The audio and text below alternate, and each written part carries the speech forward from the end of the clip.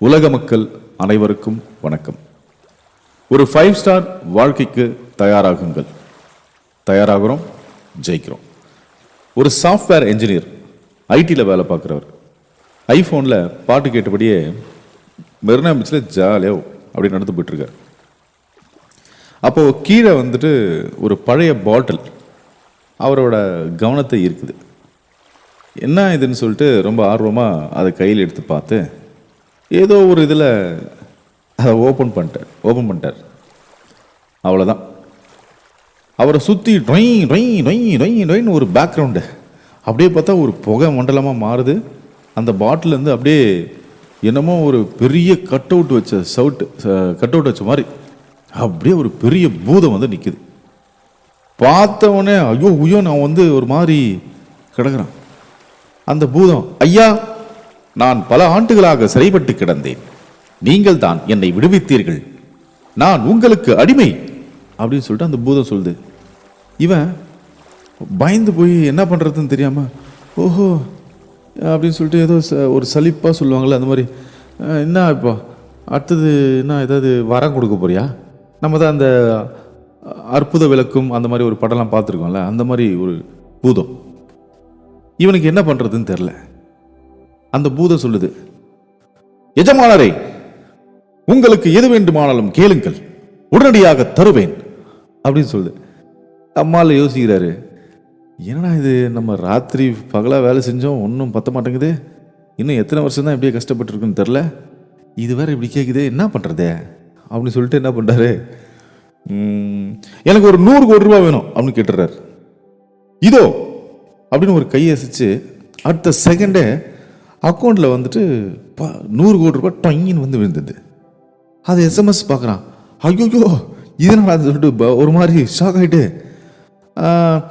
நான் கேட்டதை நீ 100 கோடி ரூபாய் கொடுத்துட்டேன், எனக்கு இந்த இப்போ நான் ஐடியில் வேலை செய்கிறேன்ல, அந்த ஐடியில் மிகப்பெரிய ஆளாக இருக்கிற பில்கேட்ஸ் இல்லை, அவர் இப்போ ரிட்டையர் ஆகிட்டாரு, அவரோட இடத்துல நான் நிற்கணும், அதுக்கு ஏதாவது பண்ண முடியுமா? அப்படியே ஆகட்டும், உடனடியாக இதோ அப்படின்னு சொல்லிட்டு டக்குன்னு பார்த்தா அந்த பில்கேட்ஸோட இடத்துல இவர் வேற மாதிரி கொண்டு போய் வச்சிச்சு. அப்புறம் வந்து என்னடாது, எதை கேட்டாலும் கொடுக்குது அப்படின்னு சொல்லிட்டு என்ன கேட்கலாம் அடுத்தது அப்படின்னு சொல்லிட்டு, சரி எந்த நேரம் பார்த்தாலும் வேலைன்னு ரொம்ப அலைஞ்சதில் எனக்கு இந்த கேர்ள் ஃப்ரெண்டு, அப்புறம் அப்படியே அவங்க கூட ஜாலியாக அப்படி இப்படி சுற்றுறது, இதெல்லாம் நான் வந்து மிஸ் பண்ணிட்டேன், அதனால் அப்படி சொல்லிட்டு தயங்குறான். எப்படி கேட்குறது, ஐயோ பூதம் ஏதாவது தப்பாக நினச்சிக்குமா, என்ன பண்ணுறது தெரியலையே அப்படின்னு சொல்லிட்டு என்ன பண்ணுறாரு, கூச்சமாக இருக்குது, கொஞ்சம் வேறு மாதிரி கேட்குறாரு. நான் எங்கே போனாலும் அப்படியே பெண்கள் வந்து அப்படியே கட்டி சுற்றி எனக்கு கொஞ்சணும், நான் இல்லாமல் அவங்களால வாழவே முடியாது அப்படின்னு சொல்லிட்டு அவங்கள என்ன ரொம்ப ரொம்ப லைக் பண்ணோம், விரும்பணும், அந்த மாதிரி எனக்கு கிடைக்குமா அவன்கிட்ட. உடனே வந்து, எஜமானரே அப்படியே ஆகட்டும் அப்படின்னு சொல்லிட்டு பூதம் வந்து டொயின்னு ஒரு கையை அசைக்குது. ஒரு குட்டி நாய்க்குட்டி வந்து டொயின்னு வந்து நின்று போச்சு. அப்போ அந்த சாஃப்ட்வேர் இன்ஜினியரும் காணும், பீச்சும் காணும், ஒன்றுமே காணும், ஒரு குட்டி நாய்க்குட்டி டொயின்னு நிற்குது. இப்போ இதில் என்ன கதை அப்படின்னா, நம்ம மனசில் என்ன இருக்குதோ அது தெளிவாக இதுதான் நம்ம நினைச்சோம். அப்போ நம்ம ஒன்று நினைப்போம், மற்றவங்க வேற ஒன்று அது தப்பாக புரிஞ்சுப்பாங்க. இப்படி தான் நிறைய விஷயங்கள் இருக்கும். ஸோ இந்த மாதிரியான ஒரு விபரீதமான விஷயங்களை எப்படி தவிர்க்கிறது அப்படின்னா, அதுக்கு வந்து இங்கிலீஷில் வந்து ரெக்வயர்மெண்ட்ஸ் அப்படின்னு ஒன்று இருக்குது. ஸோ இந்த ரெக்வயர்மெண்ட்ஸ் அப்படின்றது வந்து நம்ம எந்த விஷயத்தை பண்ண போகிறோம், நமக்கு என்ன வேணும் அப்படின்றது மற்றவங்களும் புரிஞ்சுக்கணும், நம்ம அது தெரிஞ்சுக்கணும். ஒரு ஹோட்டலில் ஒருத்தர் போகிறாரு, முருகலாக ஒரு மசால் தோசை, சாம்பார் வடை, அவ்வளோதான், அது சொல்லிட்டு உட்காண்டார். அந்த நேரத்தில் அவருக்கு தேவையான சாப்பாடு ரெக்வயர்மெண்ட்ஸ் அதுதான். இப்போ புதுசாக ஒரு வீடு கட்டுறோம், ஒரு என்ஜினியரை கூப்பிட்றோம், நமக்கு என்ன மாதிரியான வீடு வேணும், இந்த ரெக்வயர்மெண்ட்ஸ்க்கு ஏற்ற மாதிரி அவர் ஒரு திட்டத்தை தயார் செய்யணும். அப்படி தினமும் ஒவ்வொரு விஷயமும் பார்த்து அந்த வீட்டை கட்டி கொடுப்பாரு. அப்போது ரெக்யர்மெண்ட்ஸ் அப்படின்றது என்னென்னா, நமக்கு என்ன தேவைன்றது முன்கூட்டியே நம்ம பிளான் பண்ணிக்கணும். ரெக்யர்மெண்ட்ஸ், இன்றைக்கி நம்ம இந்த இடத்துக்கு போக போகிறோம், இதுக்கு நமக்கு என்னென்னலாம் வேணும். கார் வேணுமா, அந்த காருக்கு டீசல் இருக்கணும், அப்புறம் அது இங்கே போயிட்டு வர இந்த செலவு, இதெல்லாம் ரெக்யர்மெண்ட்ஸ். என்னென்ன ரெக்யர்மெண்ட்ஸு முன்னாடியே பிளான் பண்ணுறது. இப்படி நம்மளோட தினமும் வாழ்கிற வாழ்க்கையிலேயே நிறைய விஷயங்களை நம்ம பார்க்குறோம். இப்போ வந்து அப்பா, மகன், மகள், சகோதரர், சகோதரிகள், கணவன், மனைவி, நண்பர்கள், தொழில் ரீதியான ஒரு ஃப்ரெண்ட்ஸு. ஸோ எந்த ஒரு ரிலேஷன்ஷிப் எடுத்துக்கிட்டாலும் ஒருத்தங்க அவங்களுக்கு என்ன வேணுன்றதை புரிஞ்சுக்கிறாங்க. அதை புரிஞ்சுக்கிட்டு நம்ம அதுக்கேற்ற மாதிரி நம்ம நடந்துக்கிறோம். இதுதான் வந்து ஒரு நல்ல ஒரு ஆழமான ஒரு ரிலேஷன்ஷிப்பை நம்ம பார்க்குறோம். ஸோ இதே மாதிரி ஒரு ரூல்ஸ் அண்ட் ரெகுலேஷன்ஸ் தான் நம்ம தனிப்பட்ட வாழ்க்கையில் மட்டும் இல்லாமல் நம்ம செய்கிற வேலையாகட்டும், தொழிலாகட்டும், இது எல்லாமே நம்ம வந்து மேட்ச் பண்ணி பார்க்க முடியும். இப்போது 2 சமையல்காரங்க இருக்காங்க. இப்போ கேட்ரிங் பண்ணுறவங்க, இவங்க 2 பேராலையுமே வந்துட்டு ரொம்ப நல்லாவே டேஸ்டியாக சமைக்க முடியும். ஆனால் இவங்களில் ஒருவர் வந்து என்ன பண்ணுவார், தன்னோட வாடிக்கையாளருக்கு என்னென்ன தேவை, அது என்னென்ன மாதிரி கொடுக்கணும், எப்படி சமைக்கணும். இப்போ வந்து ஒரு ஃபங்க்ஷன் பண்ணுறாங்க, ஒரு கல்யாணம் பண்ணுறாங்க, ஏதோ ஒன்று ஃபங்க்ஷன் பண்ணுறாங்க அப்படின்னா அந்த விழாவுக்கு என்னென்ன தேவை வந்து செஞ்சு கொடுக்குறவங்க, அப்புறம் அதை சமைச்சவரும் சந்தோஷப்பட்டுருவார், சாப்பிட்றவங்களுக்கும் ரொம்ப சந்தோஷமாக இருக்கும். இன்னொரு சமையல்காரர் என்ன பண்ணுவார், தன்னோட கஸ்டமருக்கு என்ன வேணும்னே அவன் தெரிஞ்சுக்க மாட்டான். அரைக்குறையாக ஏதோ கேட்டுப்பான், அதை பண்ணிடலாம், இது செஞ்சிடலாம், அது போட்டுடலாம், இது போட்டுடலாம் அப்படின்னு சொல்லிட்டு என்னமோ ஒன்று பண்ணி ஏதோ கலக்கி ஏதோ ஒன்று செஞ்சு எடுத்து கொடுப்பான்.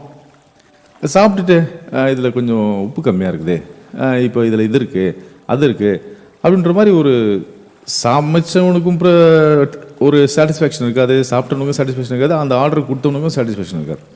அப்போ என்னென்னா, முதல் சமையல்காரன் என்ன பண்ணான், சார் உங்களுக்கு என்ன வேணும், உங்களுக்கு மசால் வடை வேணுமா, கேரட் அல்வா வேணுமா, பால் பாயசம் வேணுமா, அப்புறம் வந்து ஜாங்கிரி வேணுமா, அது வேணுமா, இது வேணும் கேட்டு, அப்போ ஒரு கஸ்டமர் அவங்க என்ன ஃபங்க்ஷனுக்கு என்னென்ன வேணும்னு விரும்புகிறாங்களோ அவங்க சொன்னதை இவன் அழகாக கேட்டான், அதை கேட்டுட்டு செஞ்சு அழகாக இலையில வச்சான், ஜம்முன்னு சூப்பராக இருந்ததுப்பா சாப்பாடு அப்படின்னு சொல்லிட்டு போயிடுவான்.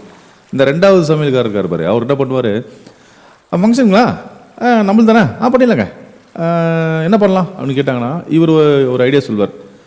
வத்த குழம்பு போட்டுருங்க, அதை போட்டுருங்க, மோர் போட்டுருங்க, தாமல் போட்டுருங்க, அது போட்டுருங்க, அதெல்லாம் எல்லாம் ஓகே, எல்லாமே பாலத்துலேருந்து இலையிலேருந்து எல்லாத்தையும் நானே பண்ணுறேன், ஓகேவா, ரைட், இவ்வளோ பணம் கொடுத்துருங்க, இவ்வளோ விஷயம், ஒரே ஒரு பிரச்சனை நம்ம ஜம்முன்னு முடிச்சு கொடுத்துறேன், ஓகேவா, ரைட், அதுதான். ஸோ இது வந்து முன்கூட்டியே திட்டமிடாத ஒரு விஷயம். ஸோ இந்த 2 பேரில் யார் ரொம்ப பெருசாக ஜெயிப்பாங்கன்னு நீங்கள் நினைக்கிறீங்க? உங்களுக்கே புரிஞ்சிருக்கும் யார் அப்படின்னு. ஸோ ஒரு மனுஷனுக்கு, ஒரு கஸ்டமருக்கு, இல்லை ஒரு குடும்பத்துக்கு என்ன தேவை அப்படின்றத நம்ம வந்து ஃபஸ்ட்டு அந்த ரெக்யர்மெண்ட்ஸ் அப்படின்றத நம்ம பிளான் பண்ணணும். இப்போ வந்து வரப்போகிறவங்களோட தேவைகள் என்ன அப்படின்னு சரியாக நம்ம வந்து அண்டர்ஸ்டாண்ட் பண்ணிக்கணும்.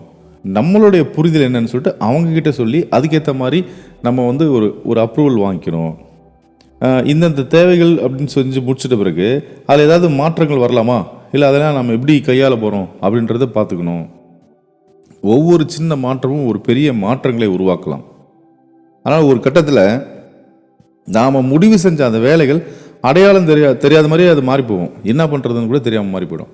அப்போது நம்மளை நோக்கி வரவங்க கிட்ட அவங்க என்ன சொன்னாங்களோ, அவங்க என்ன தேவையோ அதை சரியான முறையில் நம்ம அவங்களுக்கு சேவை செய்யும்போது தான் இப்போது எல்லாமே எந்த பிரச்சனையும் இல்லாமல் நல்லபடியாக நடக்கும். ஸோ நமக்கு என்ன அப்படின்னா, நாம் எதிர்பார்த்து என்ன ஒரு மாதிரி ட்ராவல் பண்ணுறோம், ஆனால் கஸ்டமர் ஒரு மாதிரி, இல்லை நமக்கு ஏற்ற மாதிரி ஒரு ஆள் ஏதாச்சும் வந்து வேறு மாதிரி திங்க் பண்ணிருப்பாங்க. இப்போ நான் ஒரே லைனில் சொல்ல என்னன்னா, நாம் சொல்ல வேண்டிய விஷயங்களை, நமக்கு தேவையான ரெக்யர்மெண்ட்ஸை கரெக்டாக மற்றவங்களுக்கு புரிய வைக்கணும் அப்படின்றது. இப்போது அமெரிக்காவுக்கும் ரஷ்யாவுக்கும் வந்துட்டு ஒரு விண்வெளி ஆராய்ச்சியில் யார் அப்படின்னு சொல்லிட்டு பெரிய ஆள் அப்படின்றது மாதிரி ஒரு போட்டி ஒன்று வந்துச்சு.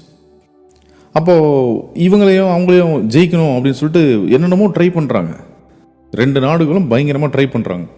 அப்போ வந்து ஒரு சின்ன பிரச்சனை வந்துட்டு, விண்வெளியில் வந்து பயணம் செய்கிறவங்களுக்கு வந்து தன்னுடைய அங்கே குறிப்பெல்லாம் எடுப்பாங்க இல்லையா, நோட்ஸ் எடுப்பாங்க இல்லையா, அதெல்லாம் வந்து ஒரு நோட் பண்ணி வைக்கிறதுக்கு ஒரு ஒரு பக்காவான ஒரு பென் ஒன்று வேணும் அப்படின்னு, பேனா ஒன்று வேணும். ஏன்னா அது பேனான்னு சொல்கிறீங்கன்னு கேட்குறீங்களா? இது வந்து அங்கே போய் நம்ம ஊரில் எழுதுன மாதிரி இந்த பால் பாயிண்ட்டு அப்புறம் வந்து இந்த மாதிரி வேறு ஏதாவது இங்க் வேணெல்லாம் அங்கே எழுத முடியாது. ஏன்னா விண்வெளியில் போயிட்டு அதுக்கு ரொம்ப கஷ்டப்பட முடியாது. ஏன்னா அந்த சூழ்நிலைகள் வேறு, நம்மளோட சூழ்நிலைகள் வேறு இல்லையா. அப்போது அமெரிக்கா என்ன பண்ணுது, பெரிய நாடு இல்லையா, பயங்கரமாக யோசிக்குது. ஒரு விண்வெளியில் வந்து மற்ற பேனா எதுவும் வேலை செய்யாது, ஆனால் அங்கே போய் எப்படி சமாளிக்கிறது அப்படின்னு சொல்லிட்டு அதுக்கு ஒரு பெரிய ஆராய்ச்சி பண்ணுறாங்க. என்னென்னமோ ட்ரை பண்ணி ஒரு பெருசாக ஒரு விஷயத்தை கண்டுபிடிச்சி எப்படியோ ஒன்று கடைசியாக ஒரு வெற்றிகரமாக ஒரு நல்ல ஒரு விண்வெளியில் போய் எழுதுகிற ஒரு சூப்பர் பேனா அப்படியே வந்து கண்டுபிடிச்சிட்டாங்க. அப்போது அந்த அமெரிக்கா வந்து இந்த பேனாவை கண்டுபிடிச்சிட்டு இந்த வெற்றியை வந்து நம்ம ரஷ்ய விஞ்ஞானிகள் தெரிவிக்கிறாங்க. நாங்கள் வந்து ஒரு பேனா கண்டுபிடிச்சிட்டோம், இந்த பேனா வச்சு நாங்கள் அங்கே போயிட்டு எழுதுவோம், நீங்கள் என்ன பண்ணுவீங்க அப்படின்னு கேட்குறாங்க அமெரிக்காக்காரங்க. அப்போ ரஷ்யாக்காரர் சொல்கிறான், நாங்கள் ஒன்றுமே பண்ண மாட்டோம், எங்களுக்கு வந்து எந்த ஒரு ஸ்பெஷல் பேனாவும் எங்களுக்கு வேணாம், நாங்கள் நேராக போய் அங்கே போய் பென்சில் எழுதிக்கிறோன்ட்டான். ஆடா போவி,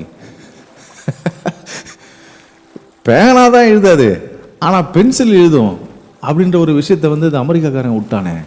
அதுக்காக உட்காந்து இவ்வளோ கஷ்டப்பட்டு அந்த பேனா தயாரிக்கிறதுக்கு ஒரு பெரிய டீமு, ஒரு பெரிய விஷயத்தை உருவாக்கி டம்மியாக ஒரு பென்சிலில் முடிச்சிட்டானே. இந்த விஷயத்தை அவன் யோசிக்கல. அதுக்கப்புறமா ரஷ்யாக்காரன் வந்து விண்வெளியில் பெரிய ஆராய்ச்சியில் மிகப்பெரிய ஒரு முன்னேற்றம் வந்துட்டாங்க. இது கதை, இது உண்மையாக பொய்யான்றலாம் ஆராயிறது வேண்டாம், ஓகேவா.